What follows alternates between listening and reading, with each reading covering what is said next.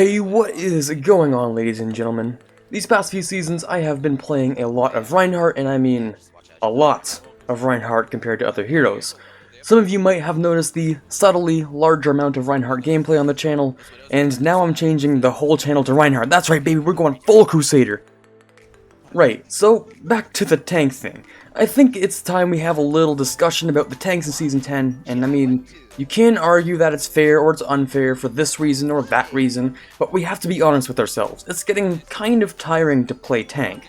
So this video isn't entirely going to be talking about the tank meta, so, I mean, obviously, like, they're still really strong, Reinhardt has a good win rate and pick rate, Orisa's doing especially well, and the off-tanks are doing pretty great.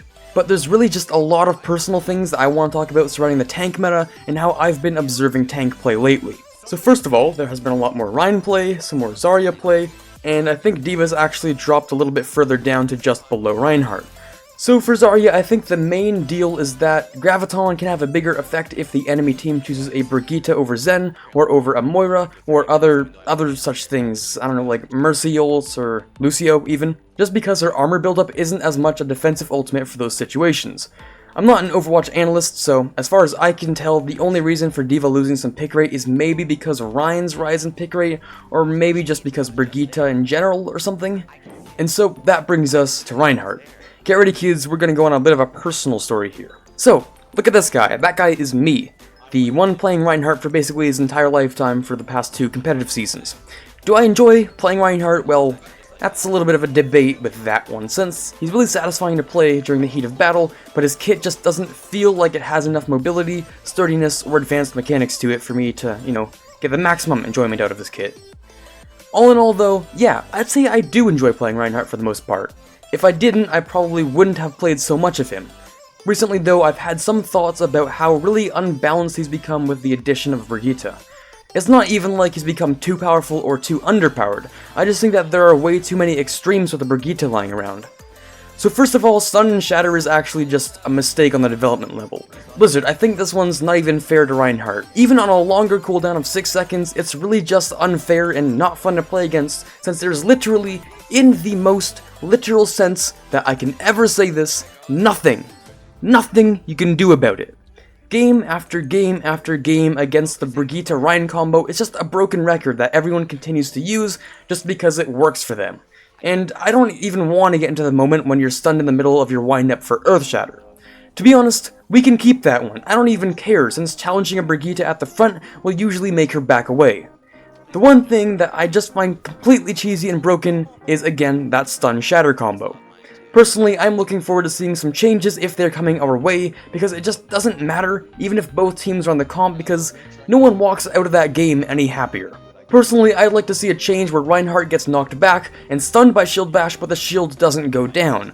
Or maybe some sort of toughened or grounded passive or something like that would actually make sense for hulking man in a suit of armor to block measly little pushes by his squire.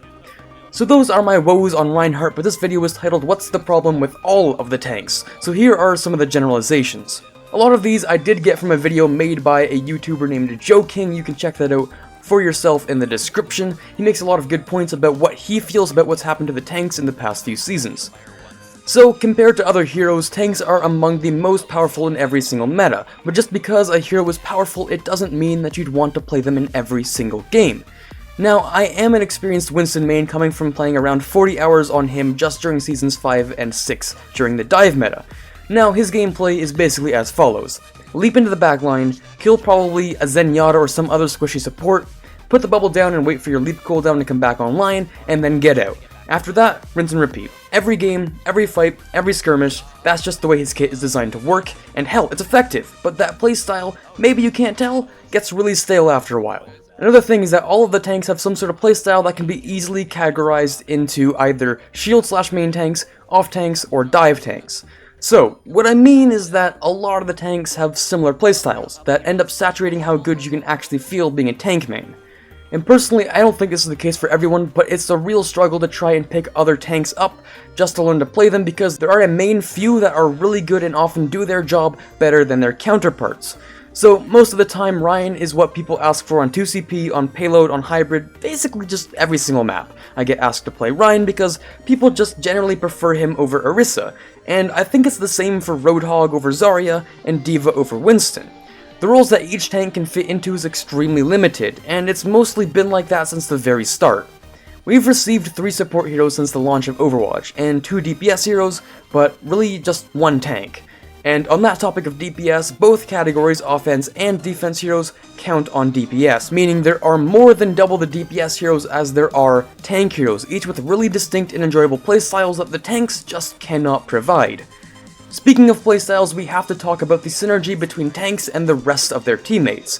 To be effective as a tank, you have to be inside the fight, on the point, and in the battle. Other than that, it's useless for you to exist.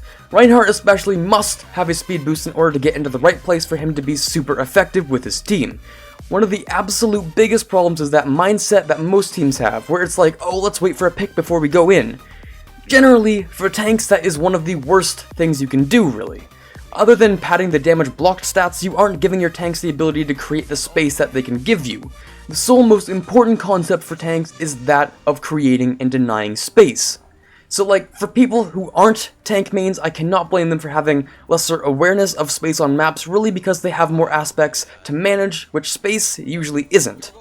So this usually leads to the whole stagnant push kind of playstyle where you're just waiting for a pick to happen and the team is unable to make real progress for a while, or at least the progress is kind of minimal. For example, the extremely cancerous dive comp is all about making that space. D.Va Winston was broken because they could deny the space that the enemy could retreat to and gave their team the space, keeping the main pressure off of the supports and the DPS who could clean up. So there's no one to blame here in any of these situations since everyone's just trying to do their job, but typically it does make the tank job a lot more tiresome to play. So finally, the tank meta just doesn't change very often, and really just not often enough to keep the tank game interesting. I think one of the problems is that most often you'll have kind of a 2-2-2 or at best 3 tanks, which is quite limiting, especially for the former. The cycle usually goes from Winston D.Va to Reinhardt Zarya and Orisa Roadhog, and occasionally some things differ like Ryan D.Va or Double Barrier, but for the most part it's just those main 3 that you'll find queuing on the ladder. It's not even just the high tiers, like you'll find it just about everywhere, whether it fits or not, the tanks always seem to gravitate towards the same cookie cutter metas. So tanks, I think, might need a little bit of help in the future. Like, by no means is this any severe situation or dire needs or anything.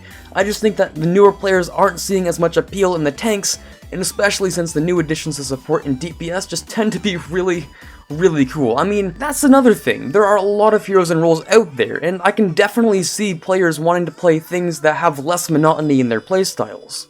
I think this is one of the more interesting topics I've covered so far, and if there's any video I want the most insight from the community on, it's gotta be this one. I think tanks are in a good place with their power, but the fun aspect could be improved upon. So, tell me your thoughts down below. Is there anything specific you dislike about playing tank, or is there anything you absolutely love about playing tank? Be sure to let me know. If you enjoyed today's video, be sure to drop a like, or leave a dislike if you disagree, and you think that tanks are completely cool and everything's alright with them. Either way, you clearly like Overwatch videos since you decided to click on this one for whatever reason. So why not subscribe? Overwatch videos are released weekly, so turn notifications on with the click of a bell in order to leave that first comment that you always wanted to. And you know you always wanted to. This is Carter signing off, and as always, have a fantastic day.